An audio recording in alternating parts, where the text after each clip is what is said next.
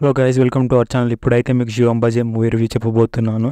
ఇది థియేటర్లో రిలీజ్ అయింది అనమాట, అశ్విన్ బాబు హీరోగా. మరి సినిమాలో ఐపరాది, బ్రహ్మాజీ, తనకెళ్ళ భరణి తదితరులు కూడా ఉన్నారు చాలామంది. మరి అశ్విన్ బాబు ఇడింబ తర్వాత 1 year గ్యాప్ తర్వాత వస్తున్న సినిమా భయ శివం బజీ అనమాట. ఈ సినిమా స్టోరీ అయితే చాలా కొత్తగా ఉంది భయ. నేను అయితే ఇప్పటివరకు ఏ సినిమాలో అయితే చూడలేదన్నమాట. ఈ సినిమా కాన్సెప్ట్ వచ్చేసి జీనో ట్రాన్స్ప్లాంటేషన్ భయ. అంటే ఇప్పుడు ఒక వ్యక్తి ఒక కళ్ళు కనిపించలేదు అనుకో, వేరే వాళ్ళ కళ్ళు అమర్చి చేస్తే ఆయనకు 2 జ్ఞాపకాలు వస్తాయి అనమాట. అంటే పాతవి వేరే వాళ్ళ జ్ఞాపకాలు అవన్నీ ఇవి వస్తాయి అనమాట. అలా స్టోరీ జరుగుతుందన్నమాట. అందులో హీరోయిన్ పాత్ర ఏంటి అనేది ఇక మిగిలిన విషయాలు అనమాట. జస్ట్ బేసిక్ ప్లాట్ లైన్ అనమాట. ఇంకా సినిమాలో చాలా ఉంటుంది. మరి ఈ సినిమాలో ఫ్యామిలీ కూడా ఉంటుంది భయ. ఫ్యామిలీ, దైవం, అన్నిటి అంశాలు అయితే ఉంటాయి. సైన్స్ కూడా ఉంటుంది. 4-5 జోనర్లు కలగలిపిన సినిమా భయ. కానీ దేన్ని కూడా పర్ఫెక్ట్గా చూపించలేదన్నమాట తెరపైన అయితే. అంటే మనకు అంత క్లారిటీగా ఏ జోనర్ నుంచి ఇక్కడ ఎప్పుడు షిఫ్ట్ అవుతుంది అనేది మనకు అంత అర్థంగా.